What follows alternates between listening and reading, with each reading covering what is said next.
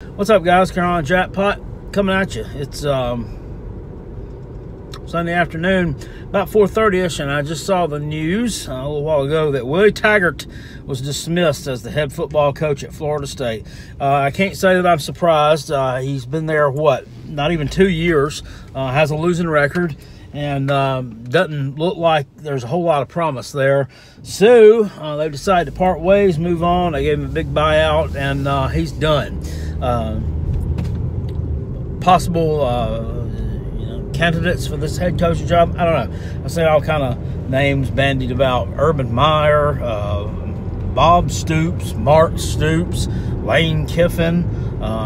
Somebody suggested Mike Leach, one of the radio hosts of the show up here in upstate South Carolina, on his Twitter suggested Mike Leach. I don't know about that. I don't know that he would be the kind of disciplinarian that they would need there, because them players down there at Florida State can get into some trouble if they don't have somebody keeping an eye on them. It don't seem like, but I don't know.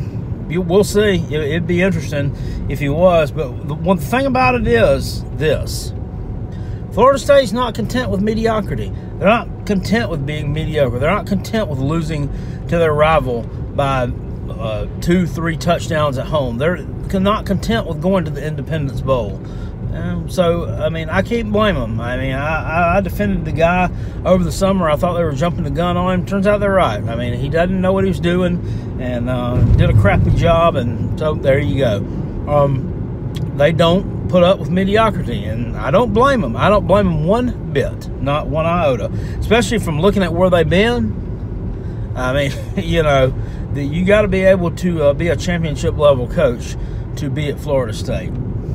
I do know a school that does allow mediocrity. That's the University of South Carolina, Mr. William Boomchamp, who's been there 4 years now, going on 4 years, has done absolutely nothing to elevate the program. We are no better off now than when he showed up, and people can argue me up and down till they're blue in the face, and you will not convince me that we are. I had somebody on YouTube that gives me comments. For some reason, comments show up sometimes, and sometimes they don't. I don't really know why. Sometimes certain comments will show up on the Creator Studio, and then they'll pop up on the actual section where everybody can see them like hours later. But one South Carolina Gamecock fan that is a Muschamp supporter said something along the lines of, "Firing Muschamp would be the wrong thing to do, my man. It's Brian McClendon that needs to go. That vanilla play calling on offense, blah, blah, blah." First of all, whose hands do you think are in the vanilla play calling on the offense? That is a Will Muschamp offense. It's him. It's not Brian McClendon. It's him. Brian McClendon is just a puppet, and Boom is up there pulling the strings on that puppet. That's exactly what's going on with that, and you can't convince me otherwise. Has he ever had a good offensive coordinator anywhere he's been? No, he hadn't. They've all sucked because him. It's the hashtag Muschamp effect.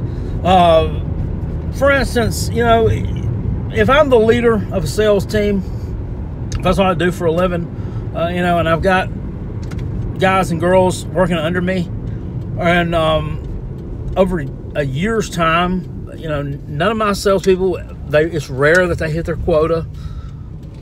You think after a while they might kind of look at me and say, well, maybe you're the problem. Is it not these coordinators that he just happens to hire a crappy coordinator every time he makes an offensive coordinator hire? They all just turn out to be crappy. Poor old Boom. It's just poor Boom. God, he's just got the damn sorriest luck of any man in the world. No, it's not. It's him. It is him. You cannot convince me anything differently. So Florida State decides that they want to do better than 4-5, and they can Willie Taggart, and I can't say that I blame them. Other teams should perhaps think about following suit. I'll see y'all later. Peace, and I'm out of here.